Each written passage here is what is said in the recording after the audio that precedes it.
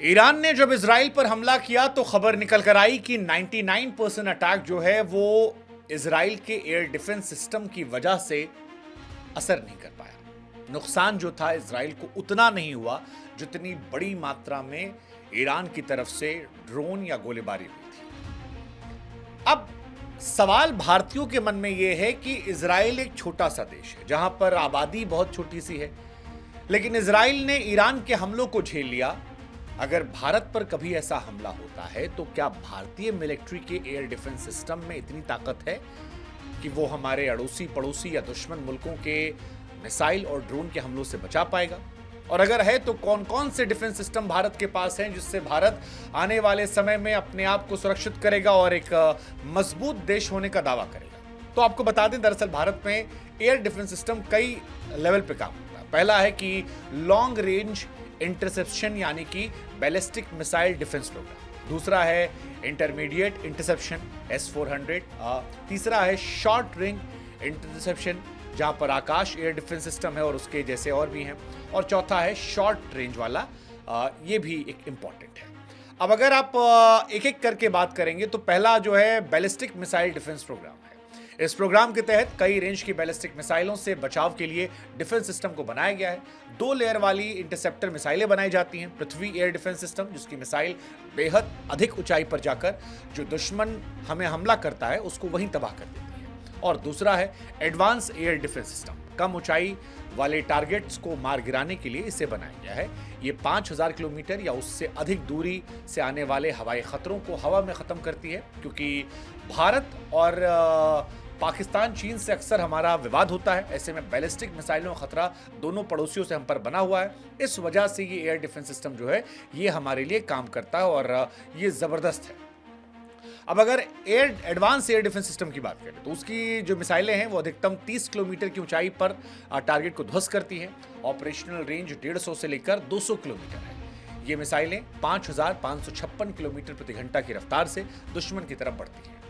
अब इसके बाद जो आता है वो आता है इंटरमीडिएट इंटरसेप्शन यानी कि S-400 डिफेंस सिस्टम, जिसके बारे में कई बार चर्चाएं होती हैं। एक बार में एक साथ ये 72 मिसाइलें छोड़ सकता है। इस एयर डिफेंस सिस्टम को कहीं भी मूव करना आसान है क्योंकि 8x8 के ट्रक पर माउंट किया जाता है।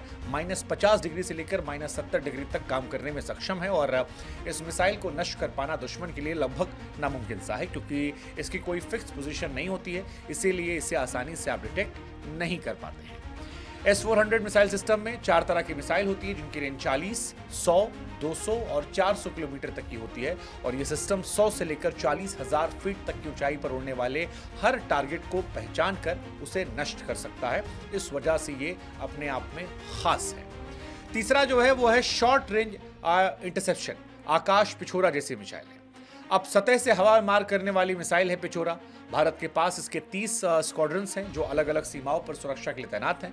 12 वेरिएंट हैं जिनका इस्तेमाल दुनिया भर के 31 देश कर रहे हैं और इसमें मिसाइल जो है वो तकरीबन 1000 किलो की होती है। इसकी नाक पर 60 किलो का फ्रेगमेंटेड हाई एक्सप्लोजिव हथियार लगा होता है और इसकी ऑपरेशनल रेंज 3.5 से 35 किलोमीटर तक के होते हैं। तो ये भी मिसाइल अपने आप में जबरदस्त है, खास है। मिसाइल थोड़े पुराने टेक्निक पर काम करती है, रेडियो कमांड गाइडेंस सिस्टम पर। कोई भी अत्याधुनिक विमान सब कुछ बंद कर सकता है लेकिन रेडियो बंद नहीं कर सकता। तो अगर दुश्मन का विमान हेलीकॉप्टर रेडियो बंद नहीं कर पाएगा तो ये मिसाइल उसे ध्वस्त कर देगी। छोटे मोटे ड्रोन जो हैं उनका भी खात्मा ये कर देती है। और आखिर में बात करें तो आकाश एयर डिफेंस सिस्टम।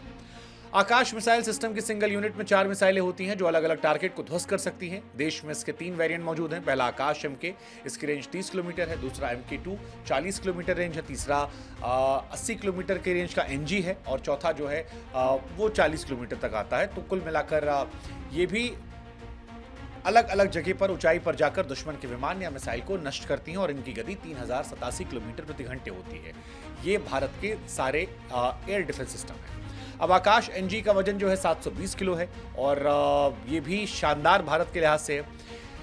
कुल मिलाकर सीमा के आसपास अगर इनको तैनात कर दिया जाए तो कोई भी दुश्मन अगर हमला करता है तो हमला बेकार जाएगा। अन्य एयर डिफेंस की तुलना में या भारत के पास कई ऐसे एयर डिफेंस सिस्टम हैं जो हल्के हैं, घातक हैं, सटीक हैं और इसी वजह से भारत एक सुरक्षित देश के तौर पर अपने आप को धीरे धीरे विकसित कर रहा है। लेकिन ये कहानी भारत की है।